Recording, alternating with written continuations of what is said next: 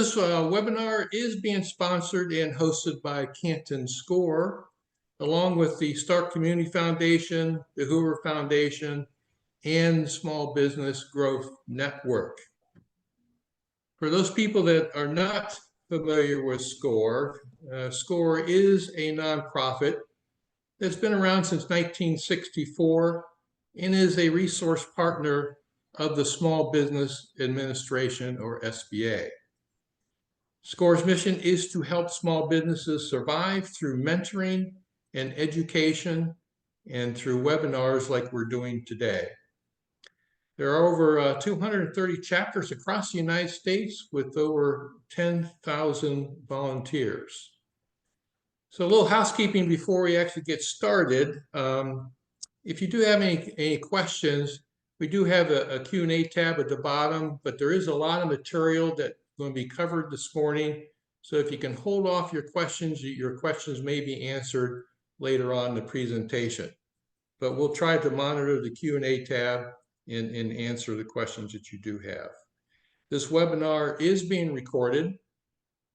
You'll be receiving a link to this recording so you can view it at a later time at your convenience. And you'll be receiving a copy of the PowerPoint as well. So for those that are in the area of Canton, here is our identification of how you can get in touch with us through the Gmail, through the website at score.org/Canton, and there's our phone number as well.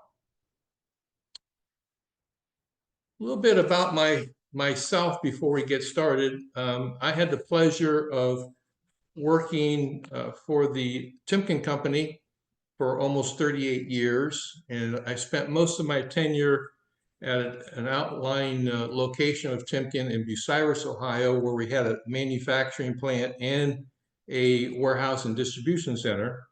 I spent most of my time managing the warehouse and distribution center.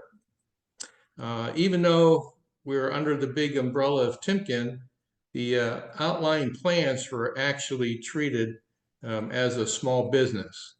So as an example, I had my own mission statement and vision statement for our facility that supported the corporate mission and vision. And I actually prepared a business plan each year for the operations that not only supported the operations, but supported the corporate business plans as well.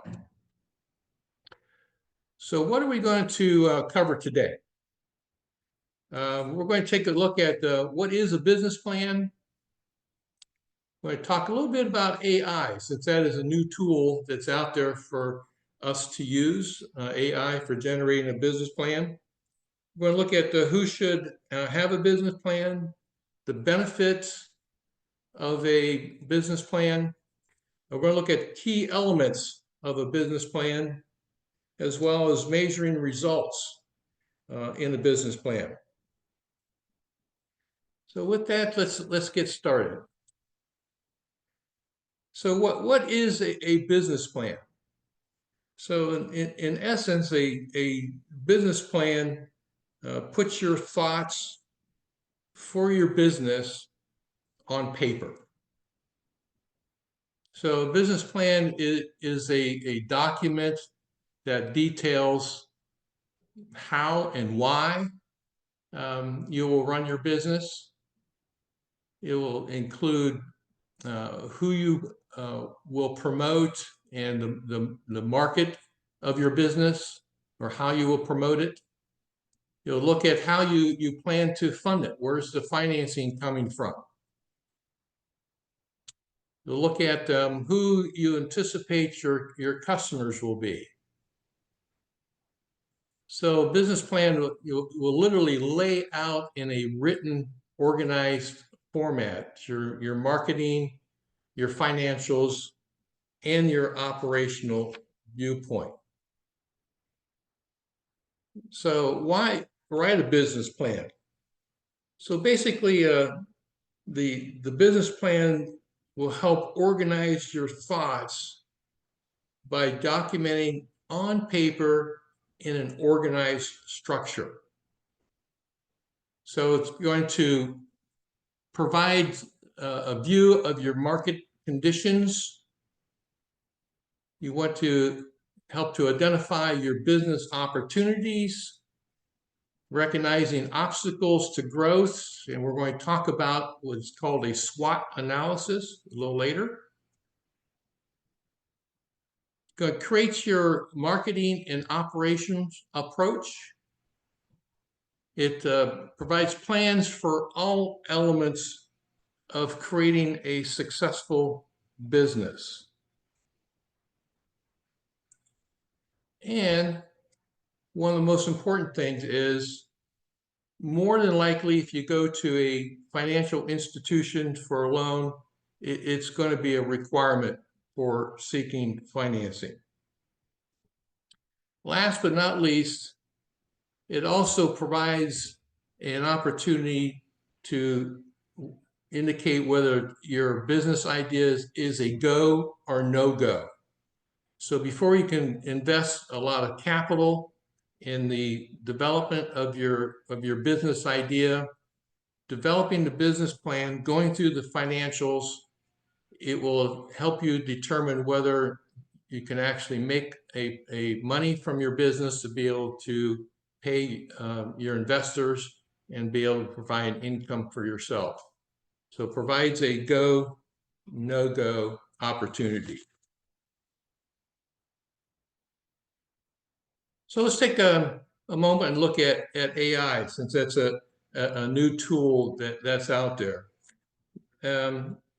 Personally, I actually use AI when I do Zoom calls with clients. It does a great job of summarizing in minutes forms of the discussion that took place, and it does it very quickly. So let's take a look at some of the benefits as well as some of the challenges of AI. The very first one is speed. Now, as I mentioned, I use it for minutes. Once my meeting is done, it actually creates the minutes for my Zoom meeting. So it is very fast and very effective in that respect. I don't have to take notes, and it actually does a better job of summarizing the discussion that took place. The AI can do relatively well on market research, provided that the data input into it is good. Can be cost effective. It reduces the need for hiring a business consultants, as an example, and spending extra hours on the research and for formatting purposes. AI can generate detailed financial projections, cash flow analysis, and budgeting plans with greater accuracy. Again, it's going to be dependent on the accuracy of the data, however. AI can identify potential risks. It can suggest strategies based on market trends, and it can help with business model weaknesses. AI can assist in the viability of a business idea by analyzing the demand, the competition, and the potential profitability. And AI can definitely help in the decision process by developing the analytics, and it could help the entrepreneurs or people just starting out making the informed decision about the strategy and the investment and growth of the business. Hey, John. Yes. There's one question in the chat. If you used ChatGPT, or do you have any recommendations which format to use? Well, fortunately with Zoom, Zoom actually the structure of the Zoom that I use actually has the AI built into it. So it actually does that automatically. So it's called support in Zoom. So once the meeting is done and closed out, you click on that and it actually brings up the minutes. Now I know that there's other platforms like Google. I'm not as familiar with that, but I believe there's a separate software that you have to link into to be able to record and develop the minutes of a discussion. Hope that helps. AI challenges. AI can generate plans that often rely on existing data, which can result in generic or unoriginal ideas and or outdated ideas. AI lacks depth in the industrial specific insights and may not fully grasp the entrepreneur's vision, the entrepreneur's passion, or the unique market dynamics in which their business is involved. The AI models do rely on past data, which may not reflect real-time market conditions, regulation changes, or emerging trends. Entrepreneurs may miss out on critical thinking and problem-solving process that comes with crafting a business plan, and it leading to a weaker strategic foundation of the business plan. Investors may question the depth of understanding of a business plan. It may look like it was a robot-driven business plan. On a personal side, I've had several clients that have tried to use AI to develop a business plan, and I was able to tell right off the bat that it was not written by that person. It was written by a computer. So investors may also see that as well and not take you seriously. So business plans should reflect the entrepreneur's unique experiences, their insights, as well as their goals, which AI may not be able to accurately capture. AI can generate projections, but it lacks firsthand experience, making it unreliable for testing the real-world feasibility of assumptions. So the bottom line is that, in my opinion, while AI can be a helpful tool for research and structuring, AI should not be used as a complement rather than it should be used as a complement to your business plan and not be used as a replacement for your own analysis and creativity and expertise. So with that elephant out of the way, let's look at who should have a business plan.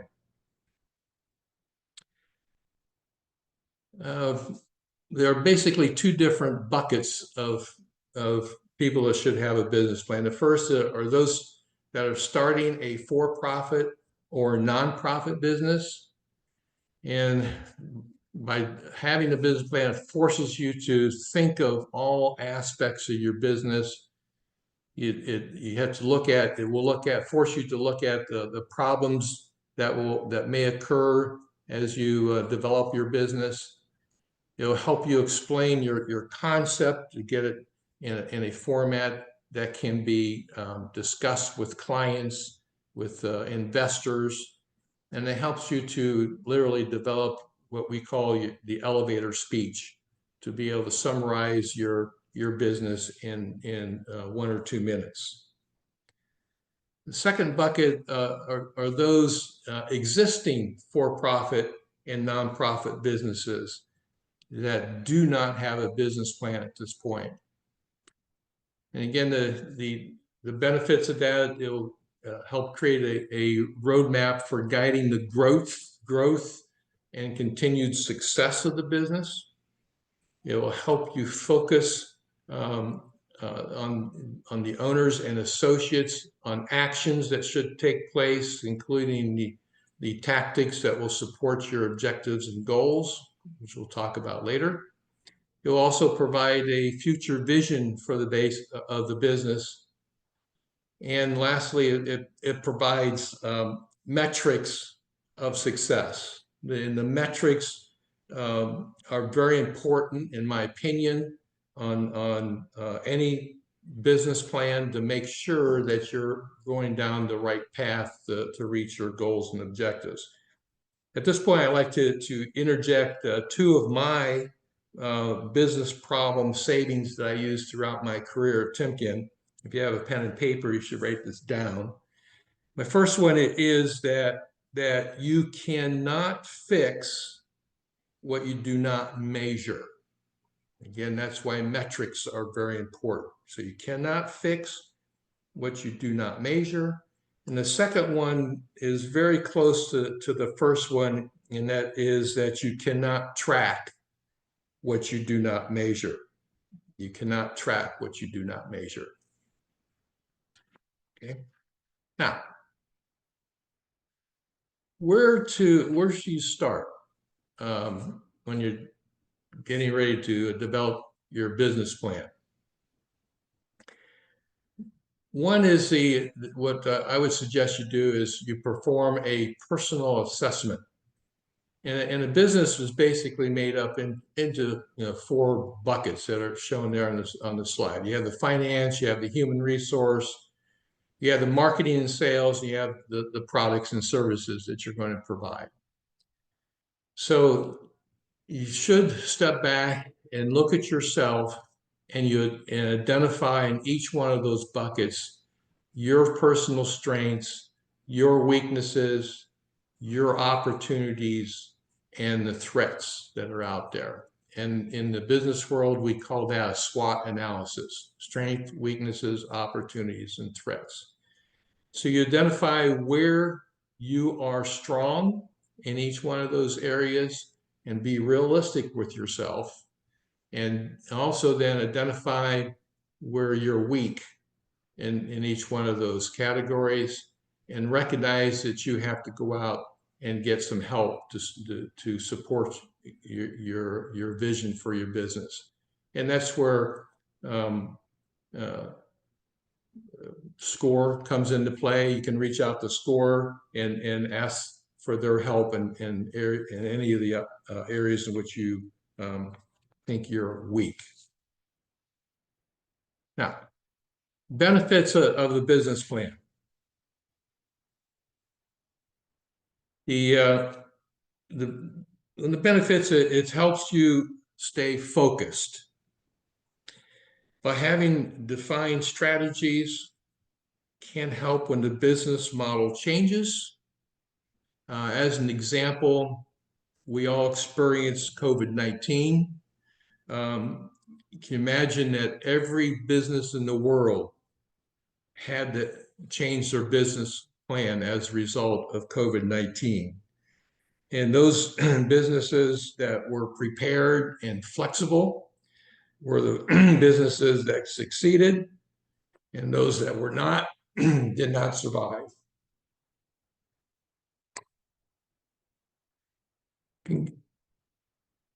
Excuse me. It can give you it can definitely give you an advantage over your competition.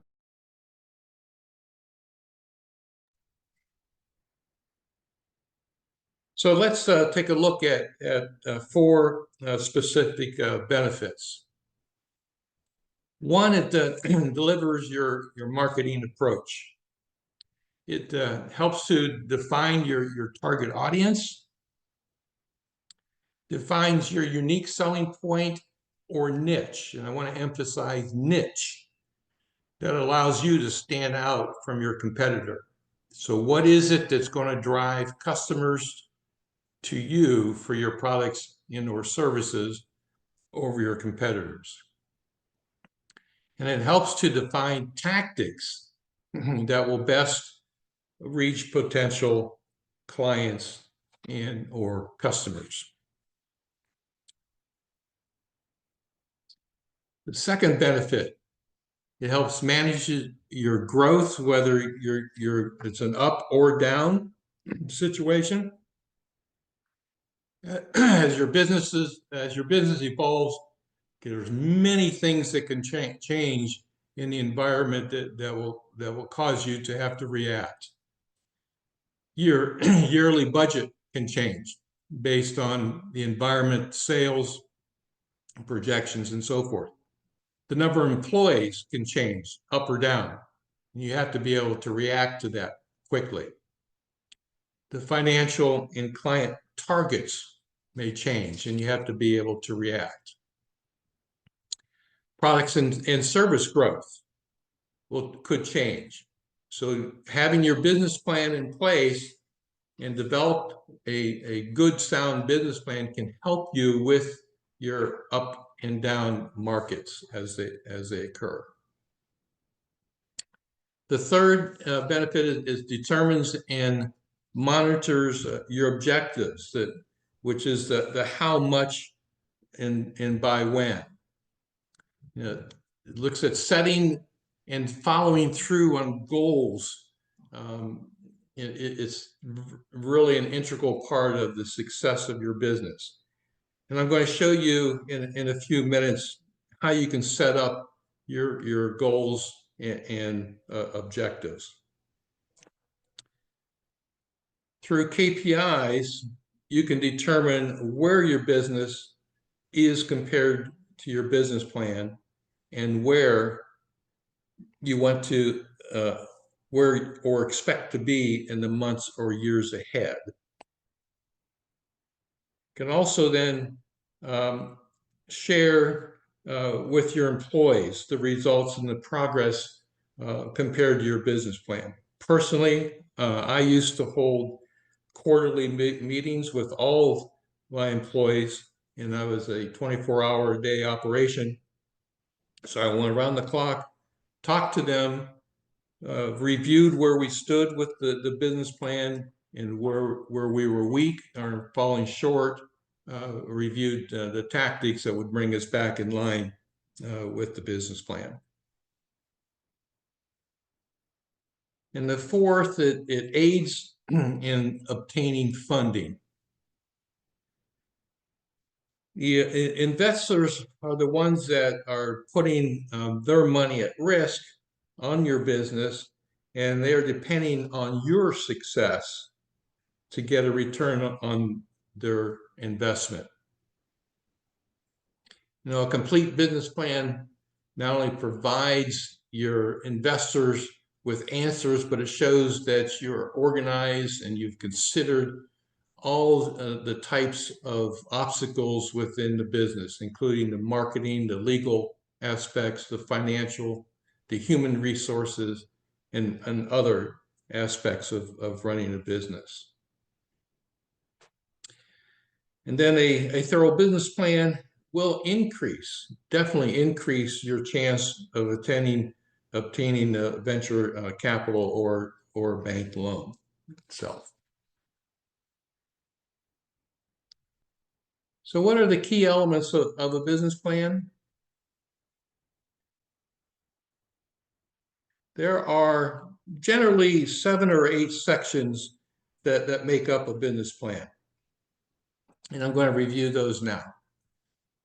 The business plan is typically made up of an executive summary,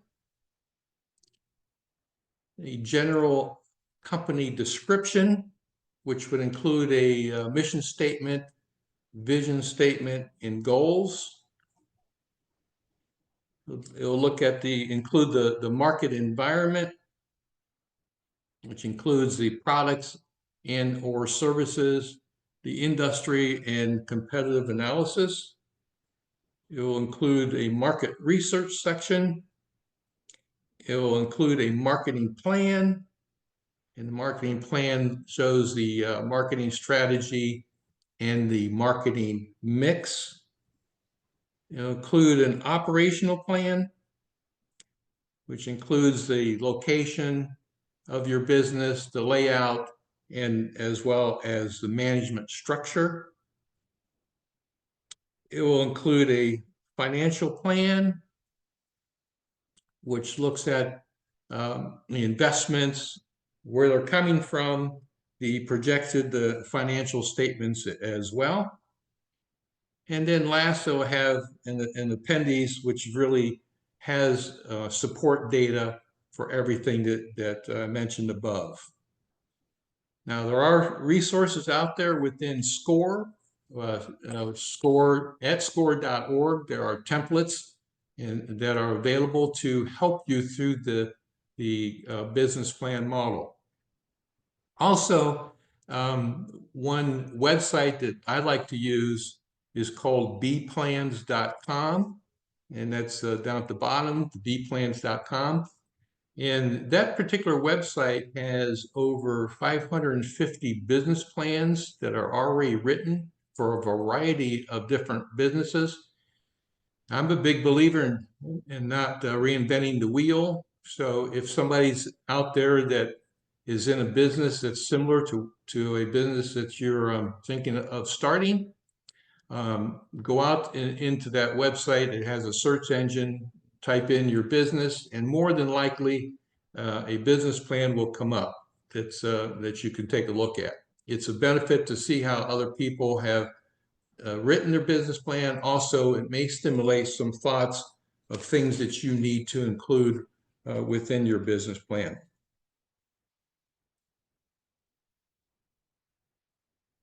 So I'd like to interject now just for a moment, talking a little bit about nonprofits. So there might be some people that are running nonprofit organizations.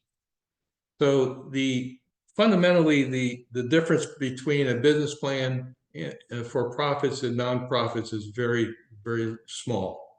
Most nonprofits should run their operations like it was a for-profit business.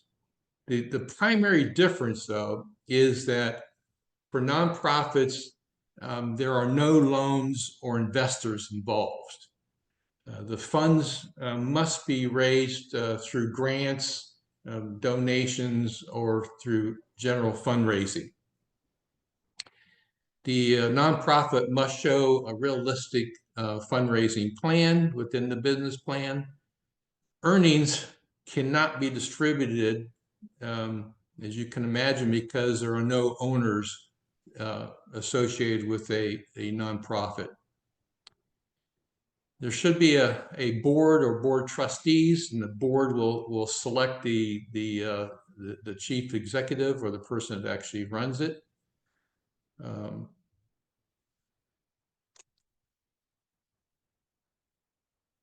If you do have the list of board members that are available at the time you write your business plan, you should include them. And then I'd like to also state that score.org does have templates out there for nonprofits as well. So let's take a look at each section of the business plan, and we'll start with the executive summary. The executive summary is the document that actually should be written last. All the rest of the business plan should be written. Then you write the executive summary because it actually is a document that really states what it is. It's a summary of your business plan. It should be no more than 3/4 to a page and a half in length. That's typically the length in which you can keep someone's attention to read through the executive summary. Anything longer than that, and the whole business plan may go in the trash can. Typically, the first paragraph of the executive summary should introduce the business concept, include guiding principles, the vision and mission statements, and the company goals as well. The second paragraph should discuss the target market and your niche, what's going to make you stand out over your competitor, and explain briefly why you will succeed. And you want to be on the positive side. You want to state why you will be successful. And the third paragraph is the planned sources for capital. Where's the money coming from, basically, to fund your operation and startup, and also your repayment plan. And then last, then you introduce your management team. Now let's go into the body of the business plan. We'll start with the general company description. We want to start out with a vision statement and a mission statement. And a lot of people get confused on the difference between the two, but I like to fundamentally make it as simple as possible. So a vision statement is where you see the business, your business, in 2 to 3 years. And the mission statement is how you will achieve your vision. So the vision is where you see the business going, and the mission is how you will get there. And I have a real life example I'll share with you. And the vision and mission statement should be no more than a sentence or two. I have the vision statement for Amazon. So most of you should be familiar with Amazon. And Amazon's vision statement says that our vision is to be Earth's most customer-centric company, where customers can find and discover everything they may want to buy online at the lowest possible price. So it's kind of interesting vision. So their mission statement on how they're going to achieve this says that we strive to offer our customers the lowest possible prices, the best available selection, and the utmost convenience. So again, for a very large company of Amazon, they have a vision and mission statement that are only a sentence long each. And I think they're very clear on what direction they plan to go and how they're going to accomplish that. The next is included is the guiding principles. The guiding principles fundamentally are a set of moral values that establishes the framework for your expected behavior and your decision-making process. And then it should also include your company goals and objectives.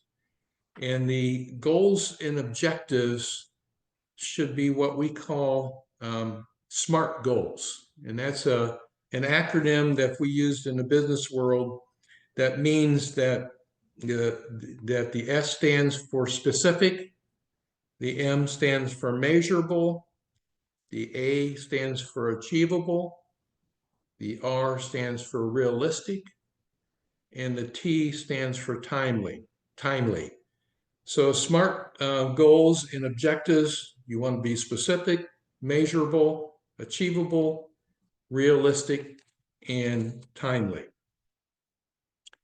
Now, so I mentioned earlier, I was going to share with you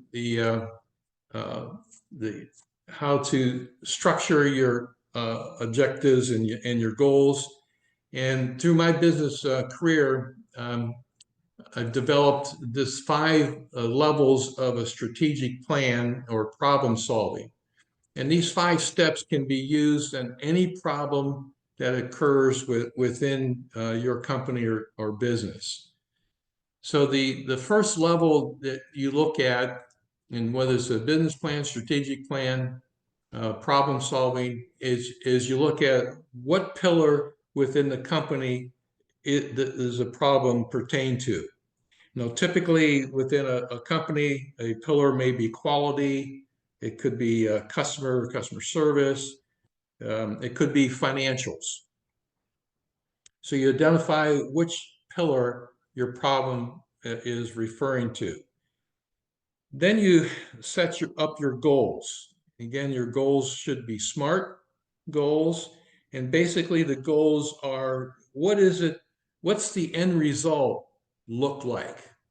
When you solve the problem, what is it going to look like when it's solved? The objectives then are next. And the objectives represents how much and by when. Again, these must be measurable, so you develop these objectives in a smart way. The next level is strategies. And you can think of strategies as the projects that will help you move the needle on the objectives that you've set. So they're the overall projects that will be involved. Then the last is tactics. And this is where the rubber meets the road on projects. And these are the specific assignments that you set up to complete, and you complete it in an orderly fashion in order to finish your project. These typically will have KPIs, key performance indicators linked to it. They're measurable. And so if you're able to satisfy the projects and the tactics, you should be able to satisfy the strategies. If you satisfy the strategies, you should be able to satisfy the objectives. And then if you satisfy the objectives, you should be able to accomplish your goals, which addresses the pillar in which the problem occurred. So in a personal side, I'll give it as an example how this all fits. So for me, I want to be healthy. So that's my strategic theme, or the pillar for me is I want to be healthy. My goal is I want to lose weight. The objective I set for losing weight is I want to lose 25 pounds in 6 months. So the strategy or the projects involved to do this is I'm going to work out in a gym. And then the tactics, that's where the rubber meets the road, the individual projects that will take place is that I'm going to work out on a treadmill, I'm going to swim in the pool, I'm going to lift weights, I have to do yoga, and all those are measurable. So if I can satisfy all my tactics, I should be able to satisfy the strategy of working out in the gym, which should be able to satisfy the objective of losing 25 pounds in 6 months, which will then satisfy the goal of losing weight and ultimately being healthy. I want to throw that in as a bonus because that's a good tool to use in any type of problem solving and also in developing your business plan or strategies. So back to the body, you want to look at the market environment. So the market environment, you want to define your products and or services. You want to describe the industry, which will include things like the customer, what you anticipate their needs are going to be, what the size and growth potential of your market. You want to include your competitors, and this is where some SWOT analysis comes into play, where you want to identify your competitors' strengths as well as their weaknesses. You can also, by those strengths and weaknesses, take advantage of opportunities and threats that are out there for your own business. You want to look at relevant factors such as the economy, technology changes that are out there, the legal regulations that may be involved with the area in which you want to develop your business. You want to look at the demographics as well. You want your business to focus on the unique competencies within your business.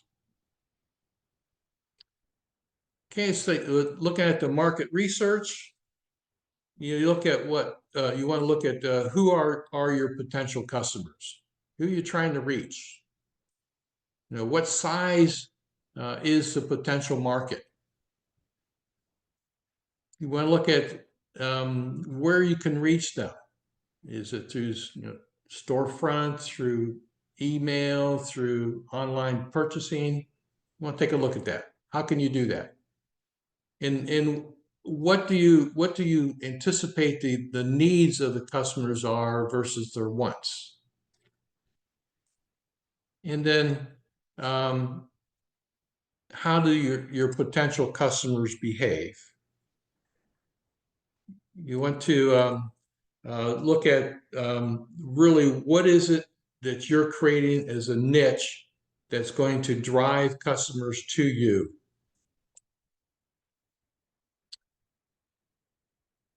So continue with the market research. You want to look at the geographic location of your business. You want to look at the demographics, which includes things like the age of your customers, the gender, the income range, the education levels, and so forth. You want to also look at the values that are amongst your customers, the lifestyle, the personality traits, in the social group as well.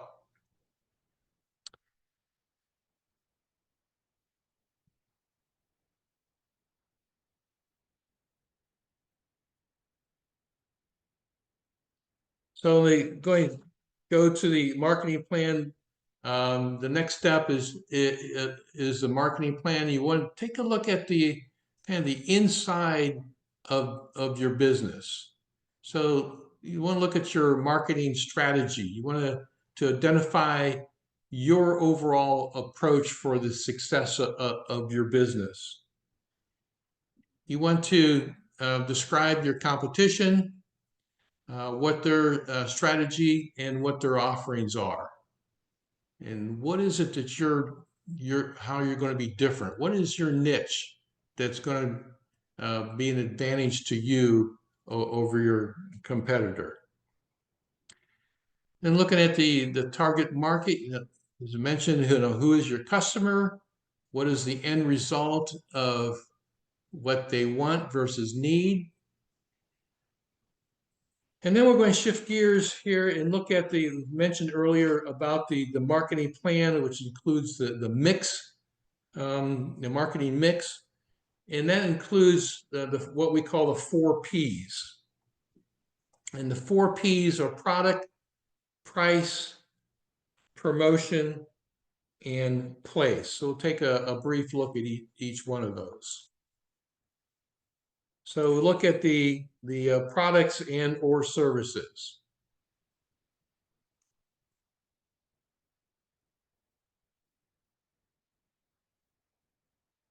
So typically you want to look at these products or services from the customer's viewpoint. And you want to describe your products and services. You want to consider the packaging, what's wrapped around the products that you're offering. You want to also look at software support. You have a website that customers can look at. Can they purchase online? Can they purchase and pick up at your store, or purchase and have it delivered directly to their home? You want to look at the benefits overall to the customer. You want to look at suppliers that are providing you with the products, and you want to consider backups as well in case you have some sort of a glitch in the supply chain. It's important to recognize that you have a backup plan in order to get those products to your customers. And you want to look at the post-sales and services, look at your policies associated with that. As an example, what type of return policy you're going to have. And again, looking at from the customer's perspective, what is best for them. Now, taking a look at price, I think it's important to recognize that the price of your product and being what's called, I'll say, the lowest price out there for your product or service, generally is not a good policy. So the lowest price doesn't necessarily mean a good thing. So depending on your brand and how you want to promote your products and services, your pricing should follow suit on that. So a lot of times in people's mind, the lowest price doesn't necessarily mean quality. Or in both products and service. You want to create programs and packages and or combination of things that customers can grab onto. Whether it's a program of accumulating points and they get free products and services, or some other related program like that. You want to look at after sales customer service, the warranty, the refund policy. And also you want to look at the credit, whether you're going to extend credit to your customers or whether you're going to be have a fast pay policy, taking credit, debit cards, and or cash. Extending credit always has its challenges in the accounts receivable side of the business. When it comes to promotion, you have to remember to leave some monies aside for marketing purposes and promoting your business. A lot of small businesses neglect putting any monies into a marketing plan. So you have to look at what is the role of social media. How can you take advantage of Facebook and LinkedIn and X and Instagram to promote your businesses and get the word out on your products and service. You need to consider advertising and what type of media you want to advertise in. You want to advertise in magazines, newspaper, social media, through local cable TV, as an example. Go to trade shows and promote your products and service through catalogs, magazines. So those are things to think about when it comes to promoting your products and service. Communications program. Also, you want to look at both internal as well as external on the communication. You want to be have the awareness and of your image and your reputation. You want to make sure you're being consistent as well on your image and your reputation. If you have an image, a graphic image of your business or a logo, you should be consistent and have that logo on your letterhead, on your shirts or jackets or hats as well. It helps to promote your business and also to be consistent with your image. And then there's the repeat customers. So there's one thing to go out and get a customer to come in your business and purchase something. The ultimate challenge then is to have that customer come back and purchase your products and services again. Could develop a loyalty program as an example. You can use a punch card system, something that will attract the customer to want to come back and buy your products and services a second and third time. So the last P is place, and want to look at location. And you have to look at your location on the importance to the customer. Do you need to have a storefront location? Does it need to be in a mall? Does it need to be in a strip mall? Can it be in a rural area? So it really depends on the market in which you're trying to grab a hold of. And the location, you should also incorporate the consistency and the image of your business. You also want to take a look at your competitors and the location of your competitors compared to the location of where you are. I think it was Rite Aid and CVS. I think wherever CVS, as an example, built a drugstore, Rite Aid built one catty corner to it. The things to think about when you're thinking about location. You also want to consider all types of distribution channels. You can sell, direct to customers.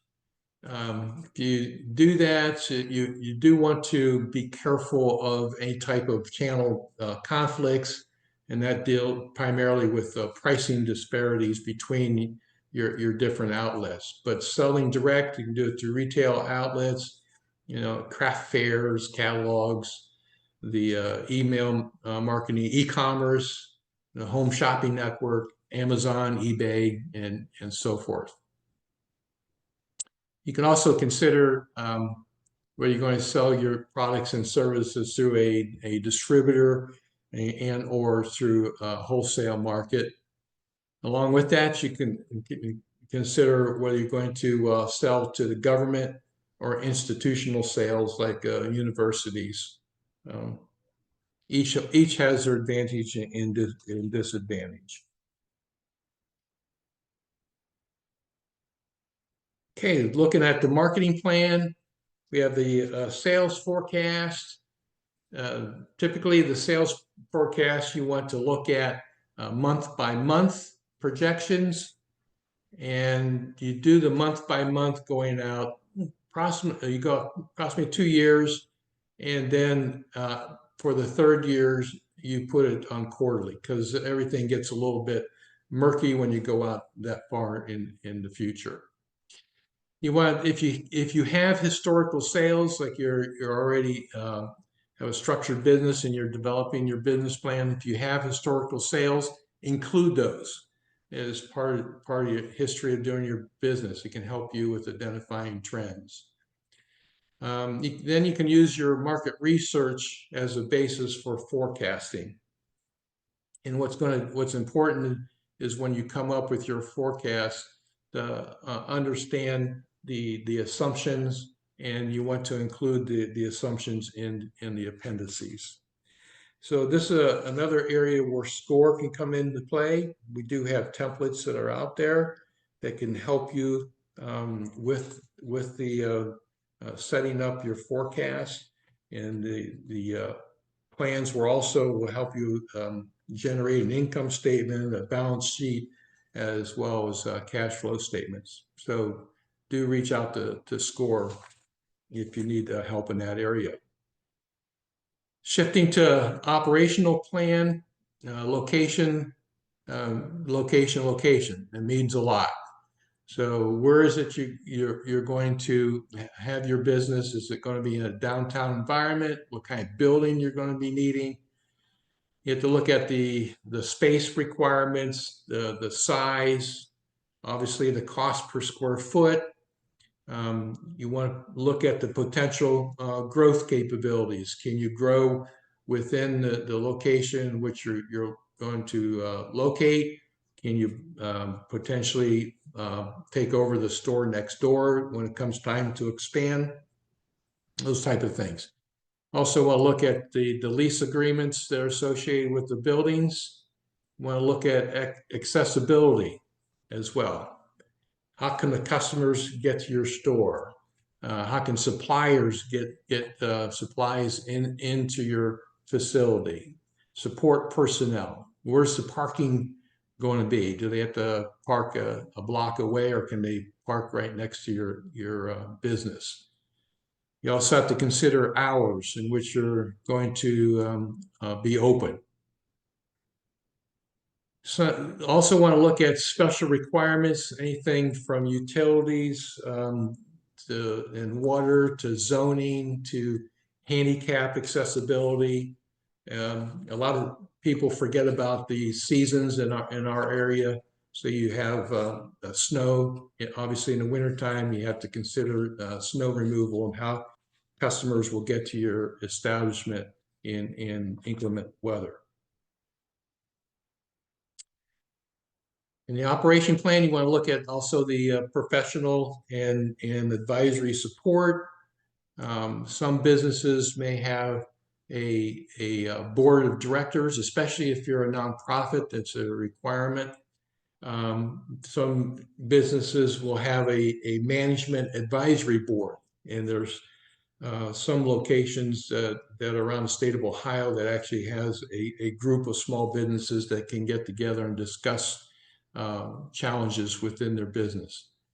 And we have attorneys. You have to consider getting them on board to make sure you're abiding by all the rules and regulations. Obviously, you may consider an accountant to make sure that your finances are in order and you're paying the appropriate taxes to the state and federal agencies.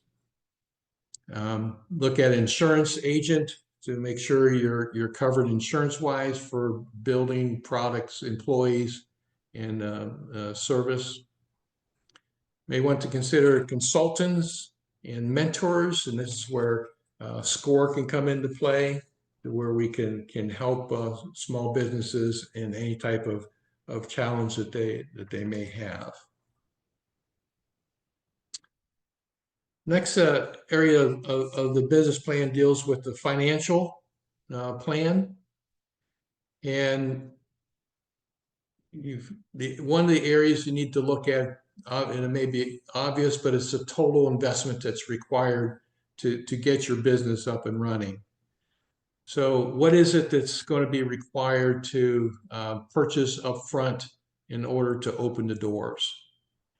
You have to look at the potential operating costs that are going to occur. You need to recognize that you're going to have cost outlays before any potential monies come in from your products and services that you sell. You have to be able to recognize that you're going to have an operating budget.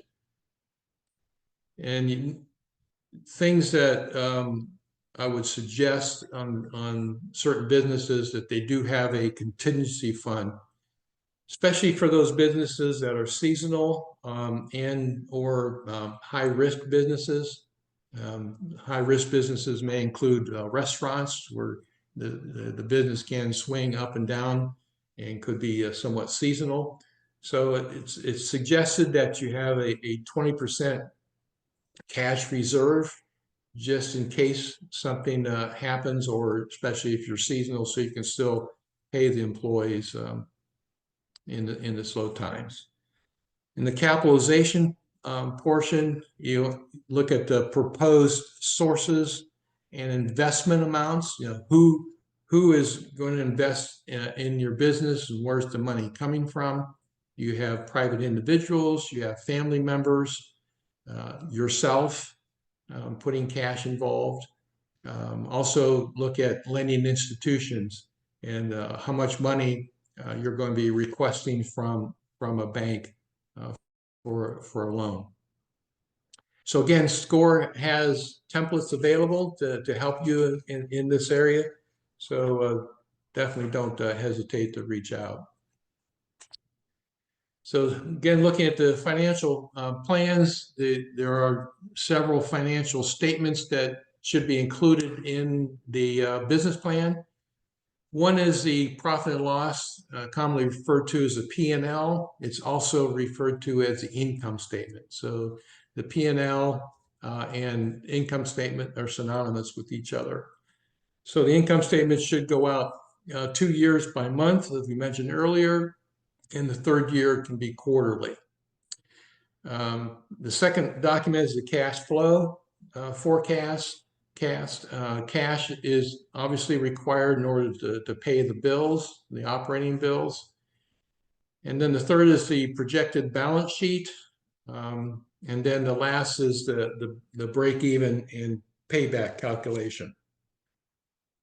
So every business owner should be familiar with the financial statements. They don't have to be knowledgeable at the level of an accountant. That's what they're there for.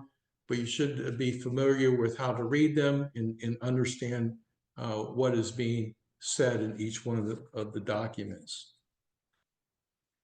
So again, SCORE is available. We got the templates that are out there. And if you're around the Canton area, we do have a team set up to look at the financials and do the mentoring associated with setting up the financials. So I'd like to talk a moment about the cash flow mistakes that can be killers. In any business, big or small, cash is king. You know, without cash, the business won't survive. I've seen businesses that had a strong income statement, but they were cash poor, and they ended up having to make some significant changes in order to stay solvent. So some of the failures to controlling cash, one of them deals with accounts receivable. And in regards to accounts receivable, typically the terms are too long. And if they're too long or the customers aren't paying, obviously that affects the cash coming into your operations. Now, even though I was involved with a big company personally in Bucyrus, Ohio, I had a number of small businesses in the Bucyrus area that I counted on, and I needed them to help support my operations. And typically, the Timken company had a net 30, sometimes net 40 or 45 on paying bills. And for small businesses, that could be a challenge. So I'd actually work with the local small business and negotiate with them on terms of payment. And in some cases, I got down as low as 5 days. So if you're a small business that deals with a large company, don't hesitate to ask the company for better terms on getting paid. It never hurts to ask. They can always say no. Also, in accounts receivable, you could have bad risk customers. And unfortunately, those are the ones that just don't pay at all. And if possible, it's best to deal with cash or a credit card or a debit card, so you're literally paid immediately. So the next, it deals with the gross profit margin may be too low. Just as a reminder for gross profit is really looking at the total revenue that's brought in to your company, and you subtract out the cost of goods sold. So that difference is the gross margin. If your gross margin isn't where it needs to be, there can be only two factors that are involved. So either you're not charging enough for your goods and services, or your cost of goods that are going into that product and service is too high. So the last thing could be inadequate financing. When it comes to inadequate financing, it looks at the startup of the company. You may have underestimated the cost of starting up, as well as you may have underestimated the amount of operating costs associated with running your business before you have sales in place. So the next is we want to take a look at measuring results within a business. And this is where you want to have, I often refer to as a balanced scorecard. You want to look at different areas of your business and making sure that you have KPIs or measurements associated with that. And typically, within a company, you'll have areas like service, you'll have quality, you'll have safety, and you'll have finance. So you build a scorecard around those 4 items, that will help you identify, are you meeting all your objectives and goals towards those. Then you develop the KPIs, as I mentioned, and in my opinion, the KPIs are the important part, and it really helps you to make sure that your business is on track to succeed. You could have KPIs that are daily. You could have KPIs set up that are weekly. You could have some of them that are quarterly. I personally, when I was running the distribution center, kept a 3x5 card in my pocket with all the important KPIs to running the warehouse. So as I was out walking around, anybody had any questions, I could review the different KPIs with the employees. You want to also be consistent in your measurements, and you want to provide visuals as well to be able to recognize the overall performance involved with your KPI. So as an example, you may have safety concerns, and so you may have a posting out there of lost days, or you may have a posting of days of no lost time, so that everybody can see that and be aware that safety is an important aspect of your business. You may have quality charts. It shows that how well you're doing in different areas of your business. Could be customer service, could be on-time shipping of your product. Anything that you feel is important in regards to quality, have a visual display so all the employees can see that and they're on board with the KPIs. Okay, we're getting towards the end of the business plan, and you have appendices, which is basically a supporting data that supports the body of your business plan. I won't go through all those. You can read those, but anything that you have, as an example, when it deals with financials, you typically show a macro view of your financials in the body of the business plan.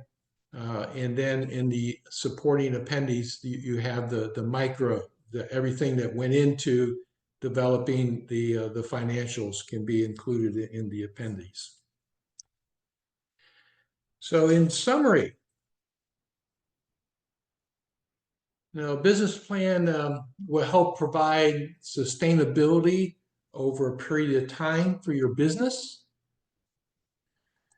A business plan sends a sound message to your investors, your advisors, or your stakeholders that you are serious about your business and you know all aspects of the business you're trying to run. A business plan minimizes the risk and aids in a healthier organization. AI can be definitely a useful tool, but it's important to make the business plan your own.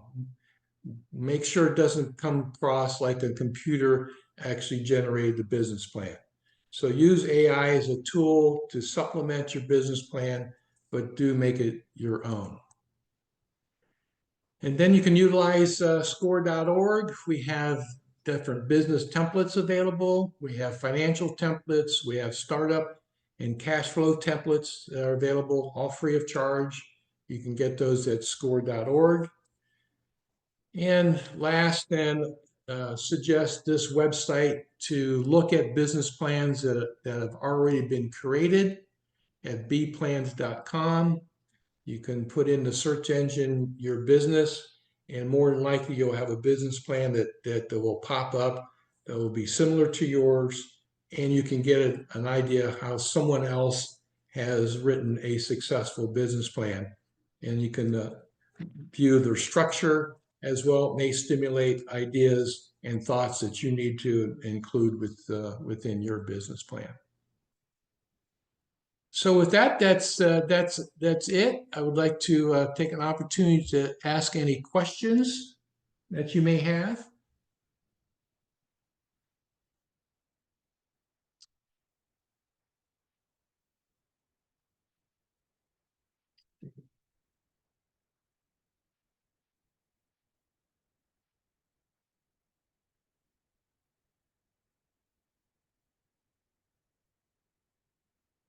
It says you have a resource for evaluating the technical privacy risk of using AI. I have heard that free accounts scrap your device.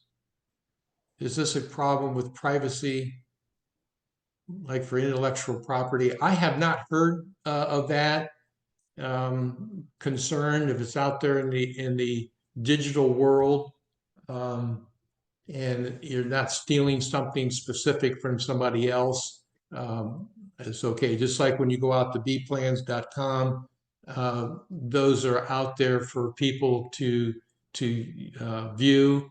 I would suggest you don't copy or paste, but use it as a tool as well. And John, can I also suggest, Absolutely. okay, when you're using AI tools such as ChatGPT, do not use your personal identifiers, say like, you know, the name of your business, etc. You can use it to work through your financial processes, but do not identify your business. Keep your personal identification personal. Perfect. There's one that says most of the plans has focused primarily on physical tangible products. Any suggestion for SaaS platforms, especially related to pricing, subscription pricing, and services components in complementary and implementation / training costs? I'm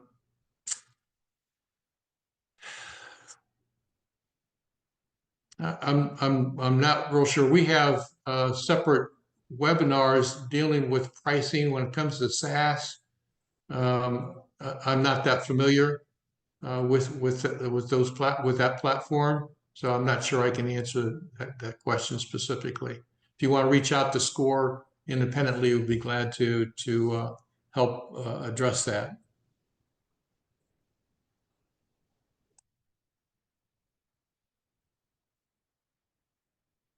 Says if the market is reality, how can we forecast for potential buys and sales?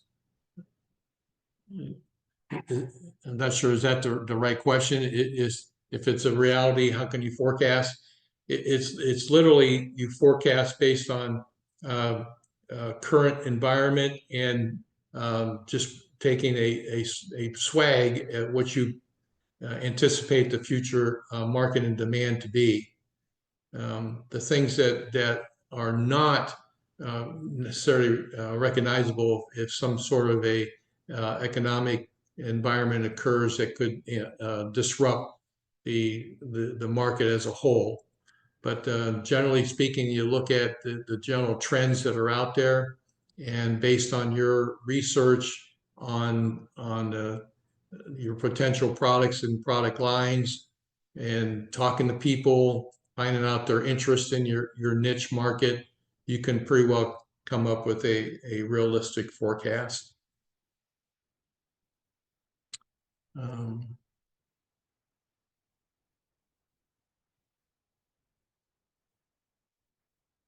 John, there's a question in the Q&A. It says, is there a good resource or website to access KPIs for different industries?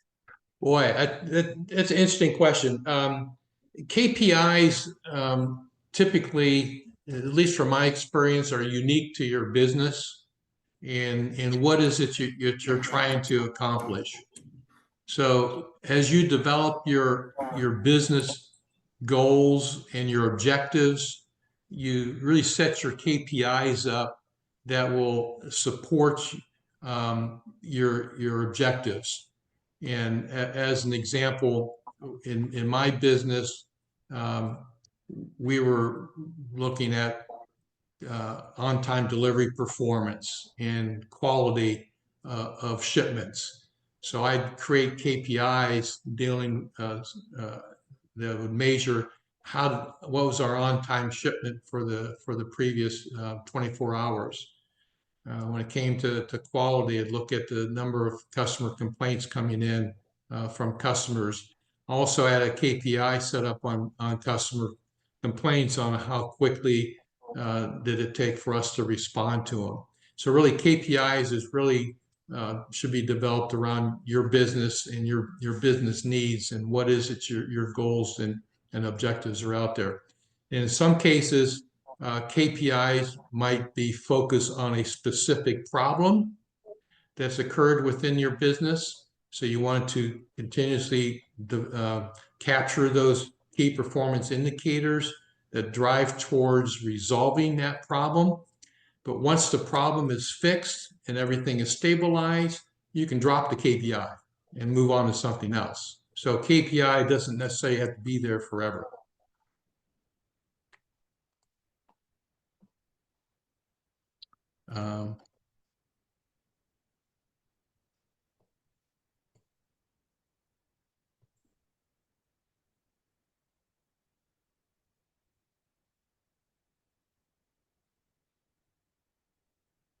I'm not seeing anything else. Gwen, do you see anything else?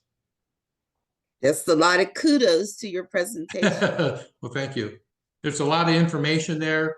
As I mentioned, a copy of the presentation will be emailed to you as well as a link. And please, if you do have some challenges with writing your business plan, do reach out to a SCORE representative in the area in which you reside, and we'll be happy to help you. We cannot write the business plan, but we can make sure you have the proper tools in place to be able to develop your own. So with that, thank you, everybody. Appreciate you logging in and listening. Have a great rest of your day.